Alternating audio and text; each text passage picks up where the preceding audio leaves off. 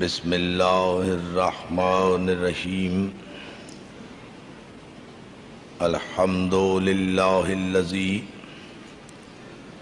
ہدانا لہذا وما كنا لنهتدي لولا ان هدانا الله لقد جاءت رسل ربنا بالحق والصلاة والسلام والتحية والإكرام على سيد اصل ما في الوجود سر اللہ فی کل موجود نقطۃ دائرۃ الوجود صاحب لواء الحمد والمقام المحمود مولانا و مولا الثقلین جد الحسن والحسین ابی القاسم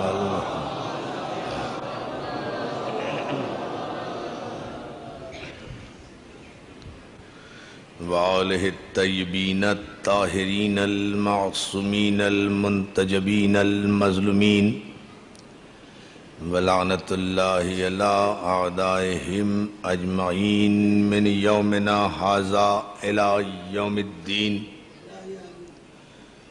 اما بعد فقد قال حق سبحانہ وتعالی فی محکم کتابہ الحکیم وانذر عشیرتک الاقربین صلوات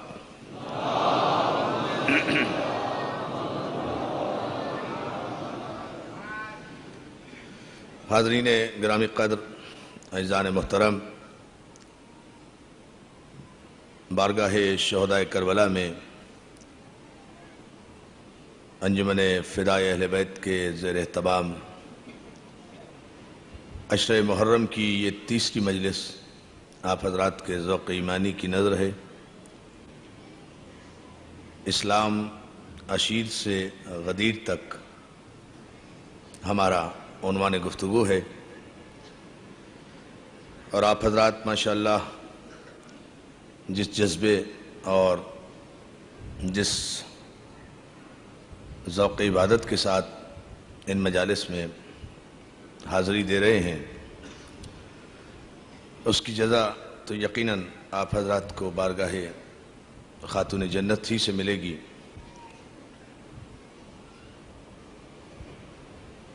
یہ مجالس ہماری شرگ حیات ہیں، یہ مجالس کوئی رسم نہیں ہے، یہ مجالس ہمارا عقیدہ ہے۔ رسومات بدلتے رہتے ہیں لیکن عقیدے تبدیل نہیں ہوا کرتے۔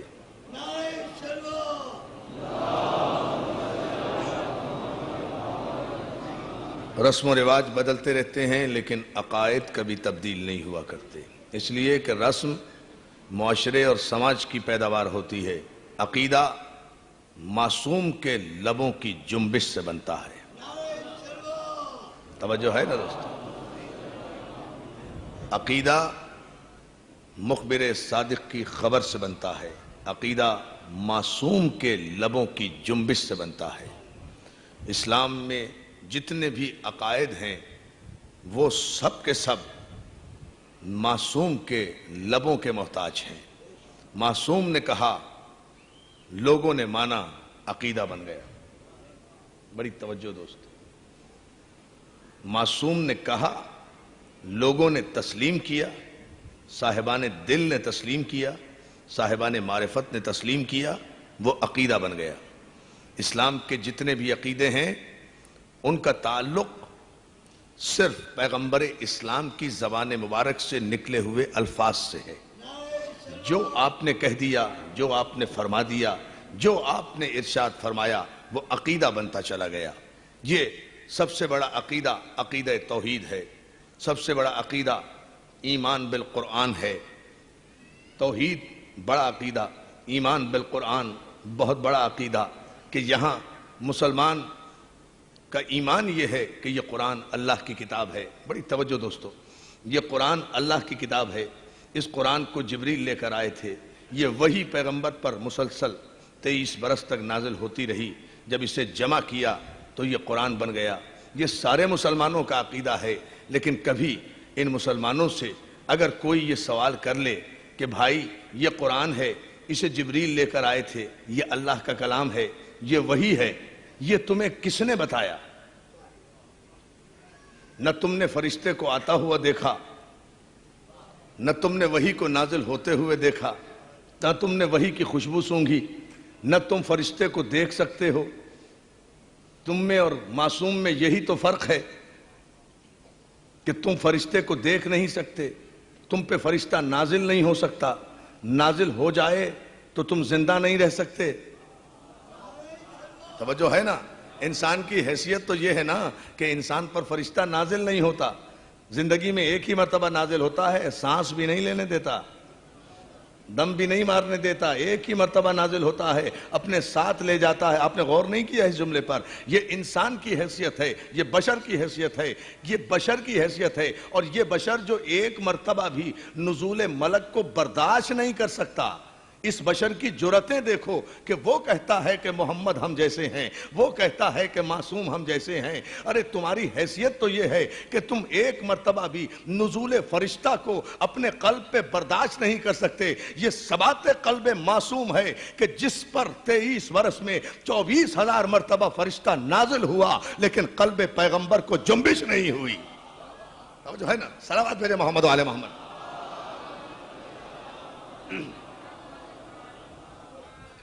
یہ فرق ہے عزیزان محترم. معصوم کا قلب ہی اور ہوتا ہے، معصوم کی تخلیق ہی اور ہوتی ہے، معصوم کا ثبات قلب ہی اور ہوتا ہے.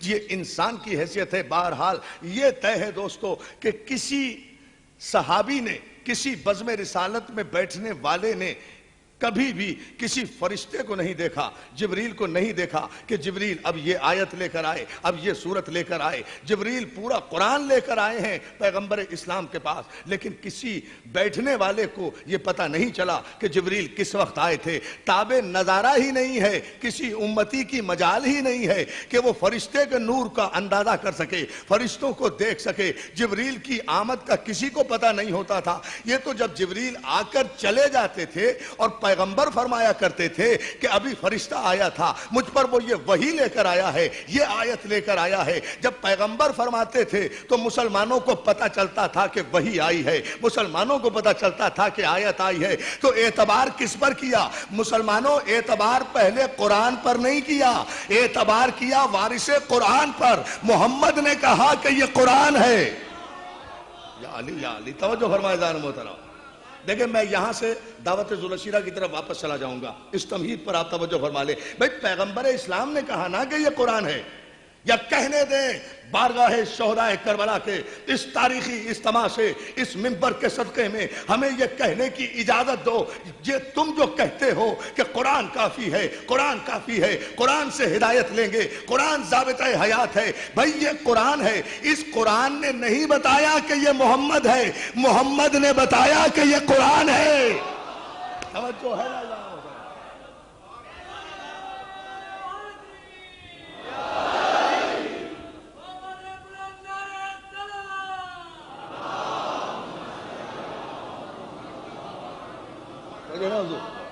قرآن نے نہیں بتایا کہ یہ محمد ہے، محمد نے بتایا کہ یہ قرآن ہے. تو اعتبار پہلے قرآن پر نہیں کیا گیا، اعتبار کیا گیا زبان محمد پر. ایمان پہلے محمد پر لاؤ. اس لیے کہ جب اس پر ایمان نہیں، میں تو اس سے بھی بڑھ کر اب اگر آپ نے حوصلہ افزائی کی ہے تو اس سے بھی آگے ایک بات کہہ رہا ہوں دوستو. علماء اکرام سے معذرت کے ساتھ، اللہ وحدہ لا شریک ہے، اللہ ہمیشہ سے ہے، ہمیشہ رہے گا. لم یلد ہے ولم یولد ہے، لم یزل ہے، لا یزال ہے، احد ہے، صمد ہے، سمیع ہے، علیم ہے، بصیر ہے، جبار ہے، قہار ہے، رحیم ہے، رحمان ہے، متکبر ہے، جبروت صاحب جبروت ہے، ہمیشہ سے ہے، ہمیشہ رہے گا، وحدہ لا شریک ہے. سارے مسلمانوں کا ایمان ہے. 90 کروڑ مسلمان اسی اللہ کو مانتے ہیں نا جو جبار ہے، جو قہار ہے، جو لم یلد ہے ولم یولد ہے. پوچھوں میں اس مجلس سے کسی مسلمان عالم کے کان میں آ کر کیا خدا نے کہا تھا کہ میں وحدہ لا شریک ہوں، یا مصطفیٰ نے بتایا کہ وہ وحدہ لا شریک ہے؟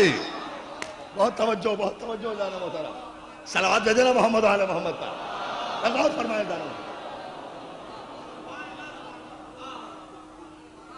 ایک عجیب رخ ہے یہ تقریر کا، اگر آپ اس پر اسی طرح سے غور فرماتے رہیں تو ہم انشاءاللہ ایک خوبصورت سا نتیجہ آپ کی خدمت میں پیش کریں گے۔ مولا نے اگر مدد کی، بھئی یہ خدا پر جو عقیدہ ہے، توحید پر جو عقیدہ ہے، یہ خانقاہوں میں بیٹھ کر اللہ کی ضربیں مارنے والوں، یا اللہ مدد کے نعرے لگانے والوں، بس یہی فرق ہے دوستو، یا اللہ مدد کے نعرے میں اور یا علی مدد کے نعرے میں۔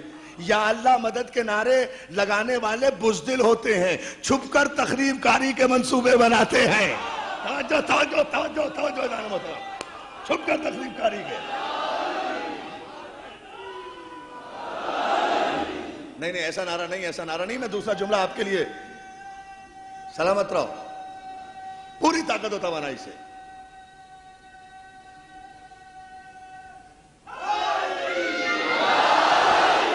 جو ہے نا اعلان محترم، مولا آپ کو سلامت رکھے۔ یا اللہ مدد کہنے والے چھپ کر تخریب کاری کے منصوبے بناتے ہیں، مٹھائی کے ڈبوں میں بم لے جا کر رکھ دیتے ہیں۔ کس لیے رکھ دیتے ہیں؟ چھپ کر رکھ دیتے ہیں۔ بس یہی فرق ہے یا اللہ مدد والوں میں اور یا علی مدد والوں میں۔ یا اللہ مدد والے یا علی مدد والوں کو چھپ کر مارنا چاہتے ہیں، یا علی مدد والے ہمیشہ میدان میں للکارنا جانتے ہیں، میدان میں آ کر کہنا چاہتے ہیں بہادر ہو تو سامنے آؤ۔ یہ کس اور جو ہے صلوات بھیجے محمد علی محمد پر۔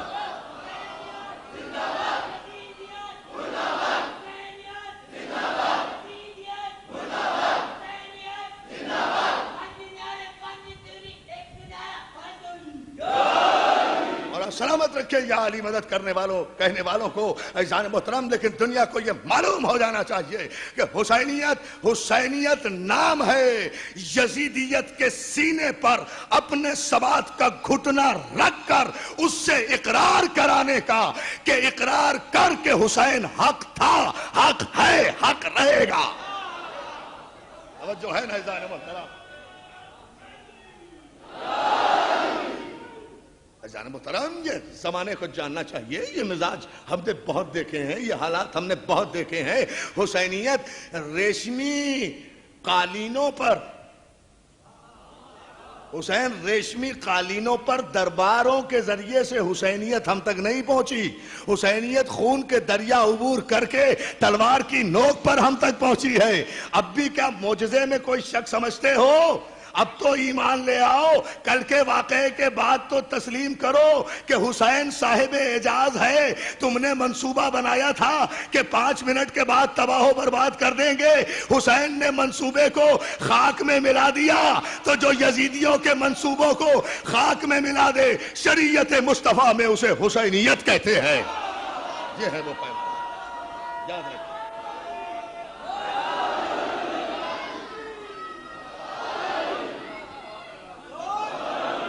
صلوات بھیجے بابا سے بلند محمد علی محمد۔ لیکن اس کے ساتھ ساتھ میری گزارش ہوگی آپ تمام حضرات سے، مومنین و مومنات سے، جہاں جہاں بھی آپ ماشاءاللہ بڑی تعداد میں مجالس میں شرکت کر رہے ہیں، کوئی خوف زدہ ہونے کی ضرورت نہیں ہے، لیکن احتیاط ضروری ہے، اس لیے کہ اگر دشمن کوئی شریف ہو تو پھر لڑنے بھی میں مزہ آتا ہے، مگر دشمن کمینہ ہے۔ ہم کیا کریں؟ اشیر سے غدیر تک مسئلہ یہی رہا ہے۔ آل محمد کے مقابلے میں کبھی کوئی شریف دشمن آیا ہی نہیں۔ شریف دشمن ہمیں بھی اچھا لگتا ہے۔ توجہ کریں، شریف دشمن ہونا، کوئی خاندانی دشمن ہو، ہمیں بھی مزہ آتا ہے۔ کمینے دشمن سے ڈر لگتا ہے، اس لیے کہ وہ کمینگی سے باز نہیں آئے گا۔ عزیزان محترم، اور شریفوں کا، اور آپ ایک جملہ سنیں گے، یہ حمیت کی بات ہے، یہ غیرت کی بات ہے۔ اسی لیے میں یہ کہہ رہا ہوں اپنے تمام دوستوں سے، جملہ مومنین و مومنات سے، مولا آپ کو اپنے حفظ و امان میں رکھے، مولا عزاداران سید الشہداء کو اپنے حفظ و امان میں رکھیں۔ سرکار زمانہ ہمارے وارث ہیں، یہ عزاداری کوئی لاوارثوں کی نہیں ہے، دنیا تو لاوارثوں کے یوم مناتی ہے۔ توجہ۔ دنیا لاوارثوں کے یوم مناتی ہے جن کا کوئی وارث نہیں ہے، لیکن ہم حسین کا غم مناتے ہیں تو حسین کا وارث تھا نہیں ہے، اس صف ازا کا وارث ہے، اس منبر کا وارث ہے، اس محراب کا وارث ہے، اس مجلس کا وارث ہے، اور وہ وارث ہے جو پس پردہ بیٹھ کر بھی کائنات کے سارے نظام کو چلا رہا ہے۔ ہمارا امام بے اختیار نہیں ہے، با اختیار ہے۔ کمال ہے، تم لوگ چاہتے ہو کہ اس امام کی عزاداری کو ختم کر دو گے کسی ٹائم بم سے، ریموٹ کنٹرول سے۔ تمہیں اتنا نہیں پتا کہ اس ٹائم بم کی حیثیت کیا ہے؟ میرا امام تو وہ ہے جو انگلی کے اشارے سے سورج کا رخ پلٹ دیتا ہے، آفتاب کا رخ پلٹ دیتا ہے، جہاں سے ساری توانائی لیتے ہو۔ صلوات بھیجنا محمد و آل محمد۔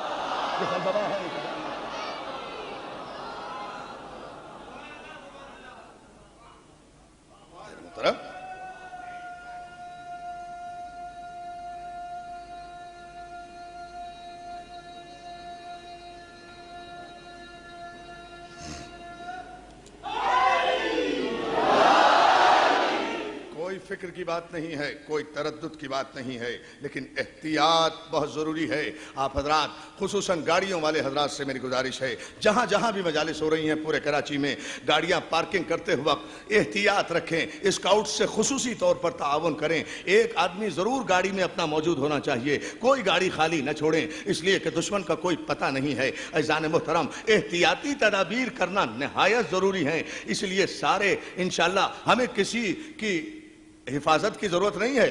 ہم حکومت سے کوئی مطالبہ نہیں کر رہے کہ ہماری مجلسوں کو تحفظ دو، حکومت خود اپنے آپ کی حفاظت کرے، یہ بہت بڑی بات ہے۔ توجہ ہے نا، جو خود غیر محفوظ ہوں وہ ہماری حفاظت کیا کریں گے؟ ہمیں ان سے کوئی مطالبہ نہیں کرنا، ان سے کوئی گزارش نہیں کرنی، ہم اپنی حفاظت کرنا خود جانتے ہیں۔ ہمیں پتا ہے کہ زندہ رہنے کے آداب کیا ہیں، ہمیں پتا ہے کہ مرنے کے سلیقے کیا ہیں۔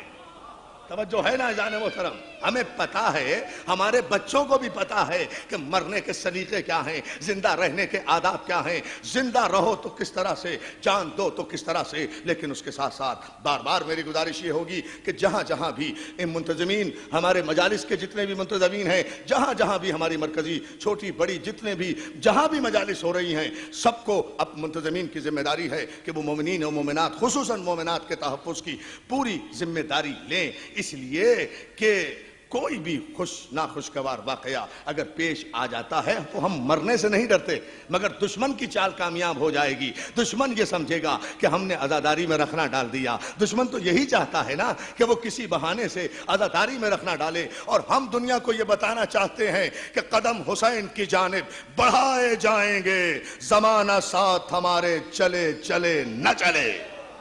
صلوات بھیجیں بآواز بلند محمد و آل محمد۔ میں آپ کی خدمت میں عرض کر رہا تھا کہ یہ ملت مسلمہ کے علماء سے پوچھو، یہ پوچھو کہ یہ اللہ وحدہ لا شریک ہے، یہ اللہ وحدہ لا شریک ہے، یہ کس نے بتایا؟ وہ لم یلد ہے ولم یولد ہے، یہ کس نے بتایا؟ وہ ہمیشہ سے ہے، ہمیشہ رہے گا، یہ کس نے بتایا؟ وہ سمیع و علیم ہے، کیا خدا کسی کے پاس آیا معاذ اللہ؟ نہیں۔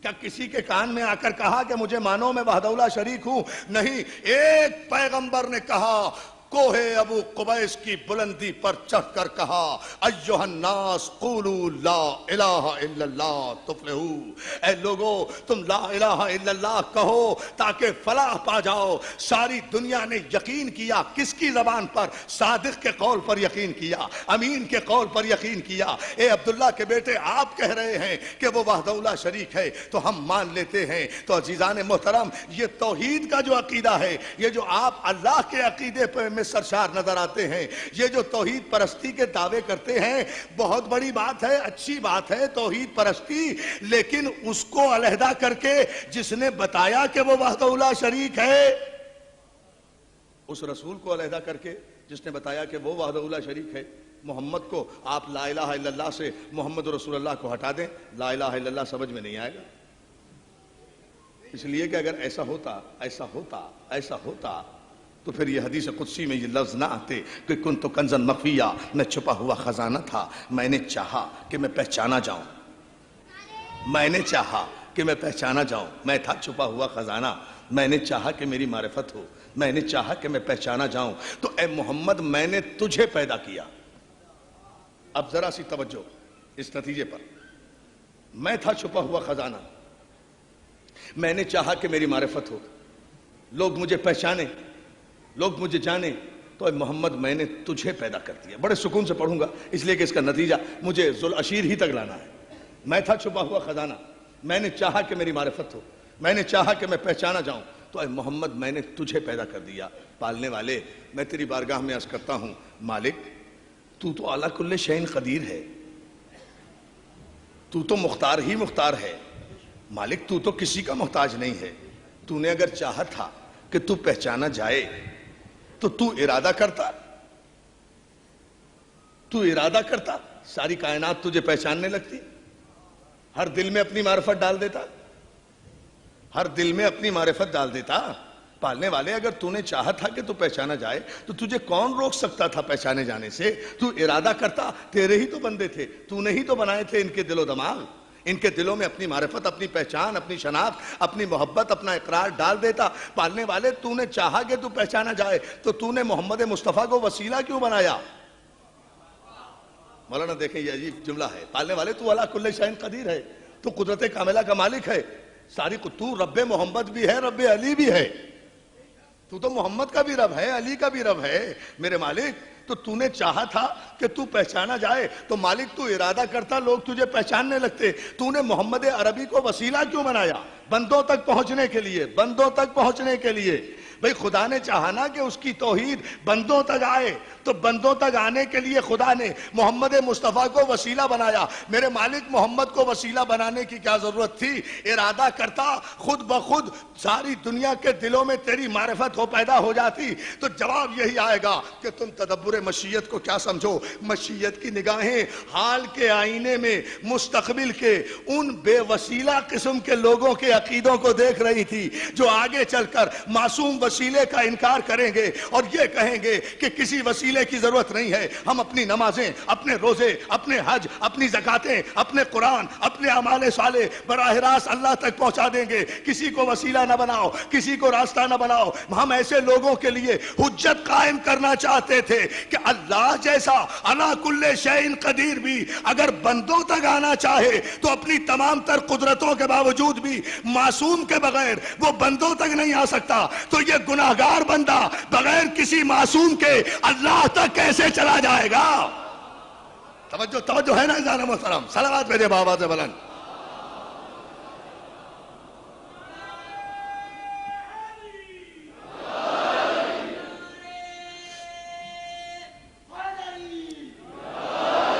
صلوات بھیج دیجئے بآواز بلند محمد علی محمد۔ ہے نا توجہ عزیزان محترم؟ یہ وہ کلیہ ہے۔ میں چھپا ہوا خزانہ تھا، حبیب میں نے چاہا کہ میں پہچانا جاؤں، میں نے چاہا کہ لوگ مجھے پہچانے، تو میرے حبیب میں نے تجھے پیدا کر دیا، میں نے تجھے پیدا کیا۔ کیسا پیدا کیا؟ ظاہر اپنی معرفت کے لیے پیدا کیا تھا، اتنا مکمل بنا کر پیدا کیا۔ حبیب میں نے تجھے اتنا کامل و اکمل بنایا۔ اب ایک جملہ ہے، قدر آپ کیجئے گا اس جملے کی، اس میں کوئی خطابت نہیں دکھا سکتا، لیکن خوبصورت جملہ بارگاہ رسالت میں نظر کر رہا ہوں ادب کے ساتھ۔ میں نے چاہا کہ میں پہچانا جاؤں تو اے محمد میں نے تجھے پیدا کر دیا۔ تو اللہ نے جب اپنی معرفت کے لیے محمد مصطفیٰ کو پیدا کیا ہے تو ہم جیسا نہیں بنایا ہوگا، اپنی معرفت کے لیے پیدا کیا۔ ہمیں دیکھ کر اللہ کی معرفت ہوتی ہے؟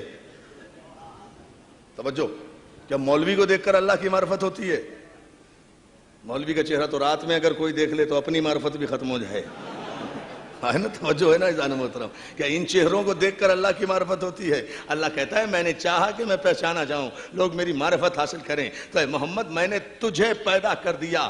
تو دوستو بارگاہ رسالت میں نظر کر رہا ہوں آپ سب کے حوالے سے شفاعت کی التجا کرتے ہوئے کہ پھر اللہ نے محمد رسول اللہ کو اتنا کامل و اکمل بنایا۔ حبیب میں نے تجھے اتنا مکمل بنایا ہے، ہر رخ سے، صورت میں، سیرت میں، حلم میں، علم میں، صداقت میں، طہارت میں، سیادت میں، نجابت میں نے تجھے اتنا مکمل کامل اور اکمل بنایا ہے، چونکہ میں چاہتا ہوں کہ میں پہچانا جاؤں تو اتنا مکمل بنایا ہے کہ لوگ دیکھیں تجھے مانے مجھے۔ بھائی بہت توجہ جانے محترم، صلوات بھیجے محمد آل محمد پر۔ لوگ، بہت شکر گزار ہوں آپ کی توجہات پر، لوگ دیکھیں تجھے مانے مجھے۔ میں تھا چھپا ہوا خزانہ، میں نے چاہا کہ میں پہچانا جاؤں۔ تو پیغمبر اسلام کی بعثت کا مقصد کیا ہوا؟ اللہ کی پہچان، اللہ کی معرفت۔ بہت توجہ دوستو، اللہ کی معرفت۔ پیغمبر کو پیغمبر بنا کے بھیجا خدا نے اس لیے تاکہ لوگ پہچانیں، پیغمبر کو دیکھیں۔ تو پہلے اب ضروری کیا ہوا؟ پہچاننا تو ہے اللہ کو، پہچاننا تو ہے اللہ کو، لیکن ذریعہ ہے مصطفیٰ۔ اس لیے دعوت ذوالعشیرہ سجائی گئی۔ میرے حبیب پہلے اپنی مصطفیت کا اعلان تو کرو، پہلے اپنے نبی ہونے کا اعلان تو کرو، پہلے اپنے رسول ہونے کا اعلان تو کرو، تاکہ لوگ اس کے بعد تمہیں دیکھ کر، تمہارے قول و فعل کو دیکھ کر توحید کی طرف متوجہ ہوں، وحدانیت کا اقرار کریں۔ اس لیے دعوت ذوالعشیر سجائی گئی۔ اور میرے حبیب اس دعوت میں کسی غیر کو نہ بلانا، کسی محلے والے کو نہ بلانا، کسی برادری والے کو نہ بلانا، اپنے قرابت داروں کو اس دعوت میں بلاؤ۔ پیغمبر نے اس دعوت ذوالعشیرہ میں یہیں سے اسلام کا آغاز ہوا ہے، اپنے قرابت داروں کو بلایا۔ بڑی عجیب بات ہے، اب یہ رسول، دوستو کاش میں یہ جملہ اور اس کے مافذ ضمیر کو آپ تک پہنچا سکوں، اب وہ رسول جو اللہ کو پہچنوانے کے لیے اس دنیا میں آیا تھا، وہ ذوالعشیرہ میں کھڑے ہوئے اپنی تصدیق چاہتا ہے، اپنی تائید چاہتا ہے۔ میں آیا ہوں اللہ کو پہچنوانے کے لیے، کوئی ہے جو مجھے پہچانے؟ نہیں، ابھی آپ نے غور نہیں کیا اس پر، پھر غور کر لیں۔ بھئی دیکھیں نا، رسول تو آئے ہیں اللہ کو پہچنوانے کے لیے، معرفت الہی کے لیے رسول آئے ہیں۔ اب ضروری تو پہلے تو یہ ہے نا کہ کوئی رسول کو پہچاننے والا ہو۔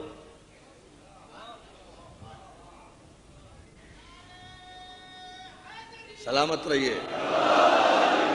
اب ضروری ہے نا دوستو کہ کوئی اللہ کو تو پہچانے والا رسول ہے، لیکن رسول کو پہچاننے والا بھی تو کوئی ہونا چاہیے نا۔ رسول کو پہچاننے والا جو رسالت کو پہچانے، محمد کو نہیں، محمد کو نہیں۔ محمد ابن عبداللہ کو سب جانتے ہیں۔ اگر پیغمبر اسلام سارے مکے میں اعلان کرتے بھائی میں کون ہوں، سب کہتے آپ محمد ہیں، آپ عبداللہ کے بیٹے ہیں، آپ عبد المطلب کے پوتے ہیں، آپ ہاشم کے چشم و چراغ ہیں، آپ نسل اسماعیل ہیں، آپ ذریت ابراہیم ہیں، آپ شجرہ طیبہ ہیں، آپ کا نسل اعلیٰ ترین نسل، آپ کا خاندان اعلیٰ ترین خاندان، آپ کا حسب نسب اعلیٰ ترین حسب نسب ہے، آپ شجرہ طیبہ سے تعلق رکھتے ہیں۔ سارا عرب گواہی دے دیتا نا محمد کے شجرے پر، لیکن مسئلہ محمد کے شجرے کا نہیں ہے، مسئلہ رسالت کی پہچان کا ہے۔ اب رسالت کی گواہی کون دے؟ رسالت کی گواہی تو عزیزان محترم بعد والے دے ہی نہیں سکتے۔ رسالت کا تو وہی گواہ ہوگا نا جو اس وقت سے موجود ہو جب سے یہ رسول ہے۔ صلوات بھیجنا محمد آل محمد پر۔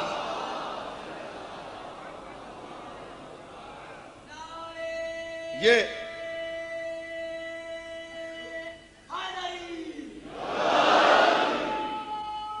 بات رسالت کی گواہی کی ہے نا کہ کوئی رسول کو پہچاننے والا ہو، یہی وجہ ہے۔ بس اب آپ کی توجہ، یہیں سے اسلام عشیر سے آغاز ہوا ہے۔ یہ جو ملت مسلمہ نے دھوکہ کھایا، یہ جو تاریخ کے مورخوں نے دھوکہ کھایا، یہ صرف اس لیے کھایا کہ ان بیچاروں کا کوئی قصور بھی نہیں۔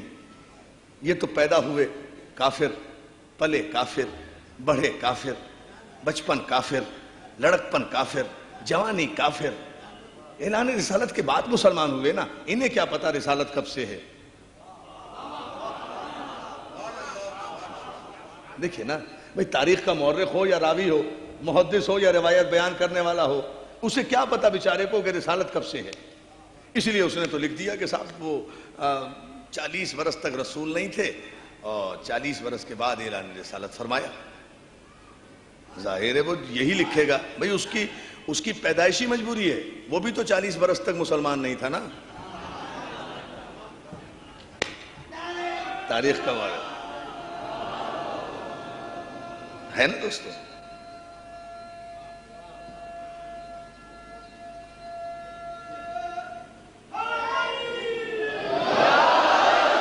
مولا سلامت رکھے یا علی مدد کہنے والوں کو۔ عزیزان محترم، اس میں ذرا سے غور فرمائیے کہ وہ مورخ بیچارہ کیا کرے گا۔ مورخ تو یہی لکھ دے گا نا کہ 40 برس کے بعد رسول بنے، اس لیے کہ وہ اسے خود 40 برس کا پتہ نہیں ہے۔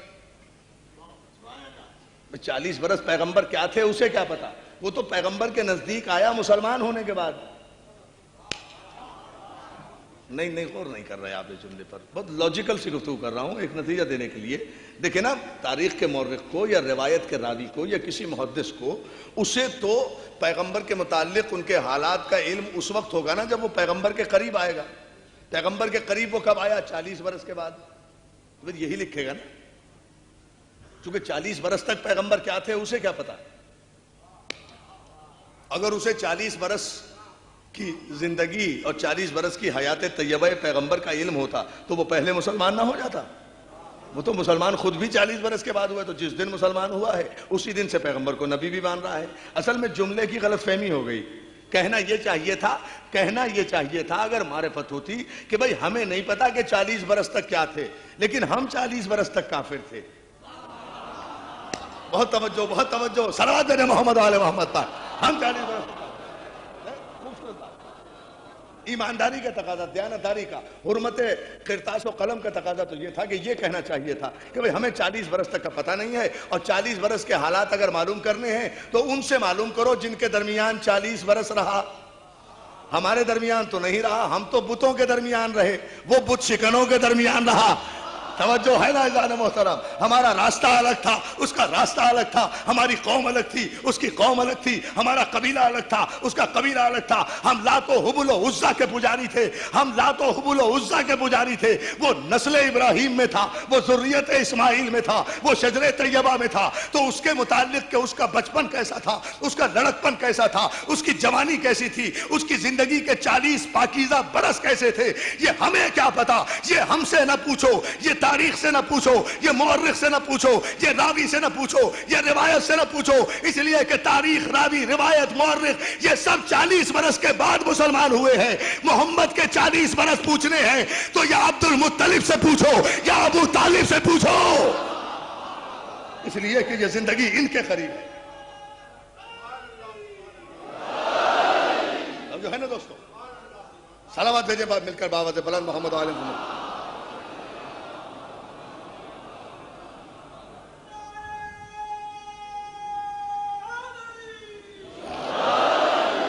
پیغمبر اسلام کی جو 40 برس کی زندگی ہے اور آپ کی حیات طیبہ ہے، یہ تو ان سے پوچھو جن کے درمیان یہ 40 برس گزارے.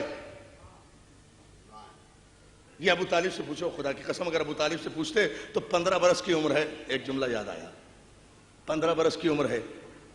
یا بعض مورخین نے لکھا 12 برس کی عمر ہے، بعض مورخین نے لکھا 8 برس کی عمر ہے. لیکن طے یہی ہے، مگر روایت اس لیے مستحکم ہے 6 یا 7 یا 8 برس کی کہ واقعہ بتاتا ہے کہ عمر اتنی ہی ہوگی سرکار کی. اس وقت عرب میں پڑ گیا قحط، بارش بالکل نہیں ہوئی، فصلیں تباہ ہو گئیں، لوگ بھوکے مرنے لگے، لوگ پیاسے مرنے لگے.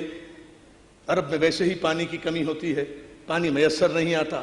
بارش قطعاً بند ہو گئی. بڑی توجہ، بارش قطعاً بند ہو گئی. جب لوگوں کے بھیڑیں اور ان کے ڈنگر اور ڈھور اور یہ سب مرنے لگے، فاقوں کی نوبت آ گئی. توجہ عزیزان محترم، فاقوں کی نوبت آ گئی تو سارے صنادید قریش، سارے عرب کے سردار اکٹھے ہو کر سرکار ابو طالب کی خدمت میں حاضر ہوئے ہیں.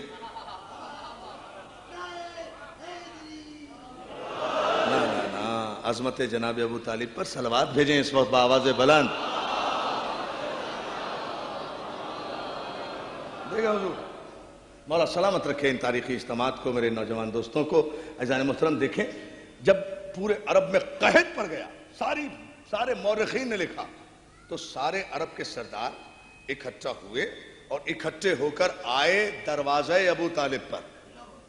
سرکار ابو طالب کی خدمت میں حاضر ہو کر کہتے ہیں، ابو طالب بھوک سے بھی مر رہے ہیں، پیاس سے بھی مر رہے ہیں. آپ کلید بردار حرم ہیں، آپ وارث کعبہ ہیں، آپ ذریت ابراہیم ہیں، آپ نسل اسماعیل ہیں، آپ رئیس بطحہ ہیں، آپ عبد المطلب کے لال ہیں، آپ ہاشم کے پوتے ہیں. پہلے بھی ہاشم کے زمانے میں بھی جب قحط پڑا تھا تو آپ کے ہی دادا نے ہم عربوں کے فاقے توڑوائے تھے. ہاشم نام ہی وہیں سے اس لیے پڑا تھا. 300 اونٹ ذبح کرائے تھے جناب ہاشم نے. 300 اونٹ اس زمانے میں، 300 اونٹ ذبح کرا کے ان کا شوربہ بنایا گیا تھا. اس زمانے میں جیسے آج نہاری بنتی ہے نا، وہ شوربہ بنتا تھا اس ٹائپ کا.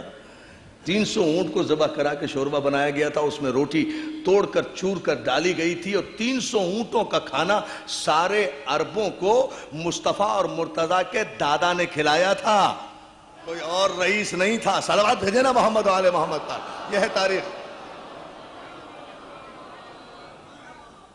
آپ رئیس بتا ہیں, آپ ہاشم کے چشم و چراغ ہیں, آپ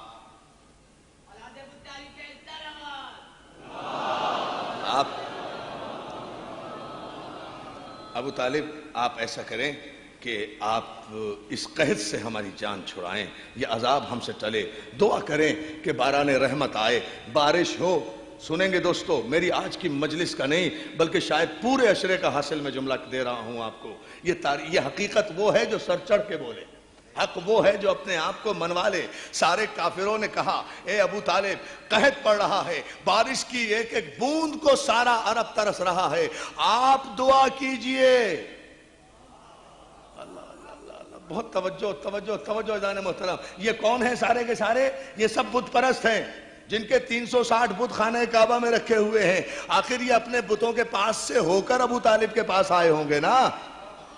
ان کا تو ہر نسل کا بت موجود تھا, ان کا تو ہر قسم کا بت کعبے میں موجود تھا. بارش کا دیوتا بھی تھا, پانی کا دیوتا بھی تھا, روٹی پانی کا دیوتا بھی تھا. آخر پہلے اس سے گڑ گڑائے ہوں گے, وہاں سے مایوس ہو کر ابو طالب کے پاس آئے. ایک فیصلہ کن جملہ, ابو طالب کے پاس آئے ہوں گے, آ کر کہتے ہیں آپ دعا کیجئے کہ خدا, آپ دعا کیجئے کہ بارش ہو. خدا کا تو کوئی تصور نہیں تھا ان کے یہاں.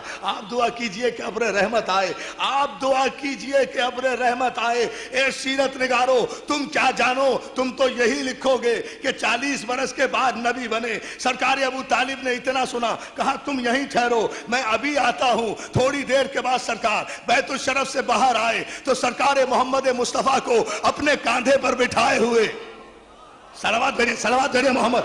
اب دیکھیں فیصلہ آئے. سرکار مولا مجھے طاقت دے میں یہ جملہ ادا کر دوں. سرکار محمد مصطفیٰ کو اپنے کاندھے پر بٹھائے ہوئے آئے, اپنے کاندھے پر. 7 یا 8 برس کی عمر ہے. اب کاندھے پر بٹھانا اس عمر کا تعین کر رہا ہے نا کہ 15 برس کی عمر نہیں ہوگی, 12 برس کی عمر نہیں ہوگی, 7 یا 8 برس کی عمر ہوگی. جناب ابو طالب نے رسالت کو اپنے کاندھے پر بٹھایا. عزیزان محترم, یہاں ایک تردید اور ہو جاتی ہے. یہ جو تاریخ کا جاہل مورخ لکھتا ہے نا کہ خانہ کعبہ میں اس لیے علی کو کاندھے پر چڑھا لیا تھا کہ علی بار رسالت برداشت نہیں کر سکتے تھے. ارے بار رسالت برداشت کرنے کی بات نہیں تھی. اگر علی کا باپ ابو طالب 8 برس کی رسالت کا بوجھ اٹھا سکتا ہے تو علی بوجھ کیوں نہیں اٹھا سکتے؟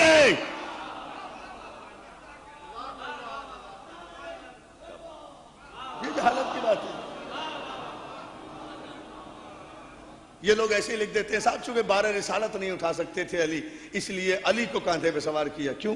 کیا اونٹنی پر نہیں بیٹھے کبھی رسول اللہ؟ اونٹ اٹھا سکتا ہے رسول کا بار, اور خیبر کو انگلیوں پہ اٹھانے والا نہیں اٹھا سکتا.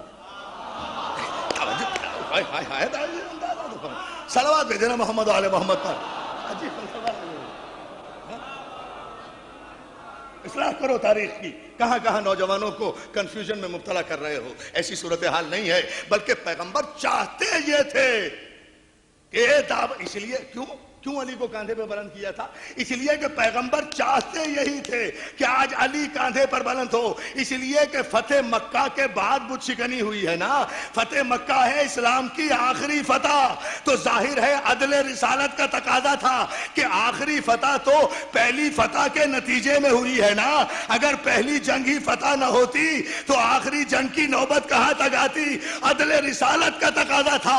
اے دعوت ذوالعشیرہ میں اپنے وعدے کو نبھانے والے, تو نے کہا تھا کہ I will help you, I will obey you, I will break down the bones of your enemies. میں آپ کے دشمنوں کی ہڈیاں توڑ دوں گا. یا علی تجھے زیب دیتا ہے کہ تو بتوں کی ہڈیاں توڑ دے, اس لیے کہ یہ ساری فتح تیرے سر ہے.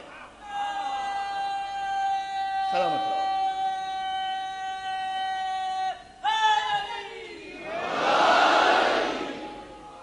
صلوات بھیجے بابت بلند محمد علیہ. مولا آپ کو سلامت رکھے. بہت شکر گزار ہوں, بڑے خوبصورت انداز میں آپ سمجھ فرما رہے ہیں. بہرحال یہ موضوع پھر کسی وقت انشاءاللہ کسی چوتھی یا پانچویں مجلس میں عرض کروں گا. یہاں صرف یہ نتیجہ ایک لمحے کے لیے دے دوں تاکہ پتہ چلے لوگوں کو کہ اسلام کن کن مرحلوں سے گزر کر غدیر تک پہنچا ہے. اللہ مدد کے نعرے لگانے والوں, تمہیں تو پکی پکائی مل گئی.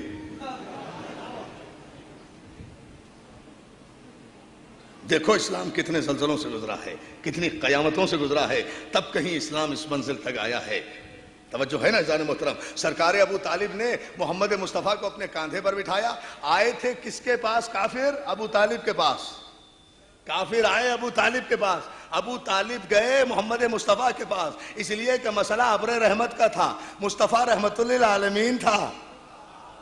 توجہ عزیزان محترم, مصطفیٰ رحمت للعالمین تھے. اپنے کاندھے پر بٹھایا, اپنے کاندھے پر بٹھایا. نہ کعبے میں گئے, نہ کعبے کے اندر بتوں کے پاس گئے, نہ بتوں کے پاس گئے, نہ بارش کے بت کے پاس گئے, نہ ہوا کے بت کے پاس گئے. سیدھے ایک پہاڑ کی چوٹی پر چڑھے. ساتھ ساتھ کافر بھی جا رہے ہیں. ابو طالب پہاڑ کی بلندی پر کھڑے ہوئے, محمد مصطفیٰ کو اپنے کاندھے پر بلند کر کے آسمان کی طرف رخ کر کے کہتے ہیں, اے کائنات کے مالک و خالق, اے بارش برسانے والے, اے کائنات کے ذرے ذرے کو رزق دینے والے, تجھے واسطہ ہے اس چہرے کا, اس چہرے کا, اس چہرے کا, اس چہرے کا جو 14ویں رات کے چاند کی طرح چمکتا ہے. ابر رحمت برسا دے, تیری مخلوق بھوکی مر جائے گی. ابھی ابو طالب کی دعا پوری نہیں ہوئی تھی کہ ابر رحمت جھوم جھوم کر آیا, گرج کر برسا, جل تھل ہو گیا سارا عرب. یہ پہلا معجزہ تھا. 8 برس کی عمر میں ابو طالب نے تصدیق کی کہ یہ محمد نہیں ہے, رسول ہے. توجہ ہے نا عزیزان محترم. ہاں میں قربان جاؤں.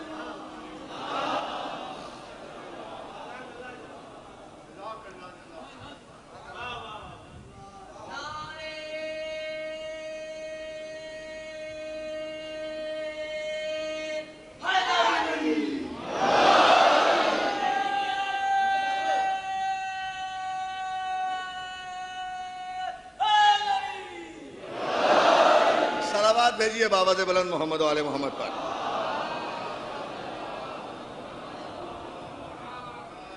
آٹھ برس کی عمر میں ابو طالب کا عقیدہ دیکھو. اب پتہ چلا یہ مسئلہ کیا ہے.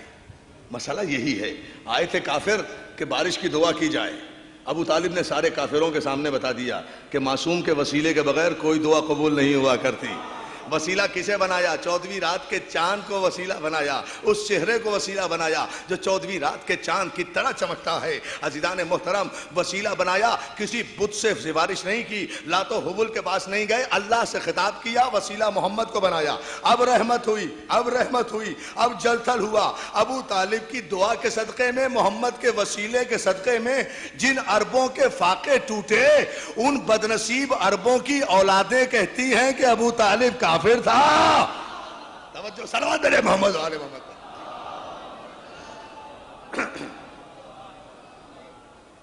توجہ ہے نا جانا محترم. تو قحط زندگی سے, قحط حیات سے اگر نجات چاہتے ہو تو اسلام کی ابتدا کو سمجھو. کل کی مجلس میں انشاءاللہ عرض کروں گا آپ کی خدمت میں کہ اسلام کن کن مرحلوں سے گزرا ہے. اور یہاں بھی یہ اسلام کی پہلی دعوت ہے جہاں میں نے کل گفتگو چھوڑی تھی. عزیزان محترم, اس پہلی دعوت میں بھی کوئی نظر نہیں آتا. اگر اس پہلی دعوت کو آپ اٹھا کر دیکھیں گے تو یا ابو طالب نظر آتا ہے یا ابو طالب کا بیٹا علی نظر آتا ہے. اسلام کا آغاز ذوالعشیرہ ہے.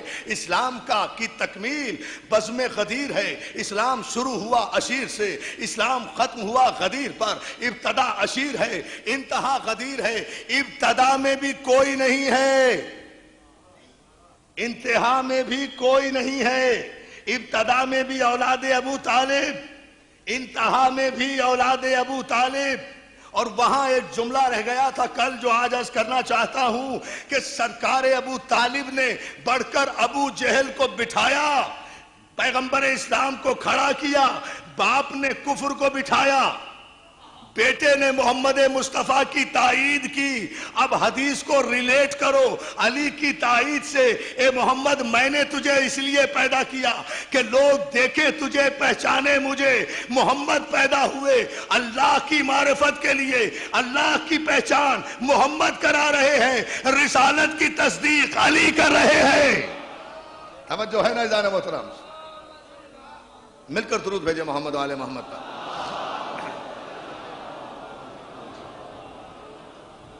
رسالت کی تصدیق, نبوت کی تصدیق علی کر رہے ہیں, اس لیے کہ مسئلہ رسالت کا تھا, مسئلہ نبوت کا تھا. اور رسالت کی تصدیق وہ کرے گا جو اس وقت سے موجود ہو جب سے یہ رسول ہے. یہ کل کی مجلس میں عرض کروں گا اس کی وضاحت. قرآنی آیات کی روشنی میں یہ بات ثابت ہے, یہ صرف حدیثوں سے ثابت نہیں ہے. یہ ہمارا یہ عقیدہ ہی نہیں ہے کہ علی اس وقت سے ہے, نہیں, یہ حقیقت قرآن ہے کہ جب سے یہ رسول ہے تب سے علی ہے. جبھی تو پیغمبر نے غدیر میں کہا تھا من کنت مولا ہو فہذا علی المولا, جس کا میں مولا اس کا یہ علی مولا, جس کا میں مولا اس کا یہ علی مولا, جیسا میں مولا ویسا علی مولا, جب سے میں مولا تب سے علی مولا, جب تک میں مولا تب تک علی مولا, جب تک میں مولا تب تک علی مولا. ابس در مانیے من کنت مولا می روی ہر جا, علی مولا بئی مانا کہ پیغمبر بود مولا. یہ مولا کے معنی میں ادھر ادھر کی بحثیں مت کرو, لغتیں مت چھانو. علی مولا بئی مانا کہ پیغمبر بود مولا. علی اسی طرح سے مولا ہے جیسے پیغمبر مولا ہے. بحث اس بات پر نہیں ہے کہ علی کو کون مولا مانتا ہے, بحث ان مجلسوں میں یہ ہے کہ نبی کو کون مولا مانتا ہے. اب دیکھنا صرف یہ ہے کہ نبی کس کس کا مولا ہے. جس کا نبی مولا ہوگا خود بخود اس کا علی مولا ہوگا. جو نبی کو مولا نہیں مانتا اسی کو تو شریعت میں کافر کہا جاتا ہے. فیصلہ خود کرو کہ کافر وہ ہیں کہ جو مولا مانتے ہیں یا کافر وہ ہیں کہ جو مولا نہیں مانتے. توجہ ہے نا عزیزان محترم؟ فیصلہ تو یہاں ہوگا نا. صلوات بھیجیں آپ آواز بلند محمد و آل محمد پر. بیٹا خیر ذرا اس نتیجے کو آنے دے, ذرا مولا آپ کو سلامت رکھے. انشاءاللہ پھر باقی تفصیل میں عرض کروں گا المحسن میں, پھر رضویہ میں, پھر مارٹن روڈ میں. اس جملے پر ایک لمحہ اور. عزیزان محترم, چونکہ تصدیق کی ہے خون ابو طالب نے, باقی سب نے کلمہ پڑھا ہے.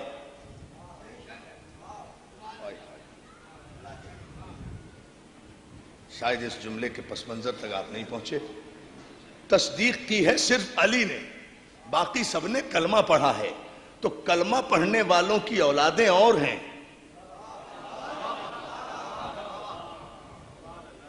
تصدیق کرنے والوں کی اولادیں اور ہیں.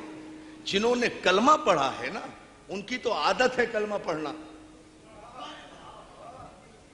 جو بھی اقتدار میں آ جائے گا اس کا کلمہ پڑھ لیں گے, چاہے یزید آ جائے اقتدار میں. توجہ توجہ توجہ, کلمہ پڑھنے کی عادت جو ہو گئی. اس لیے کہ جن کے بڑے بڑے بہادر صرف محمد کا جاہو جلال یا حمزہ کی تلوار کے تیور دیکھ کر کلمہ پڑھ رہے ہوں, اللہ اللہ اللہ اللہ اللہ اللہ غور فرمائے نا, تو انہیں تو سلامت رہو.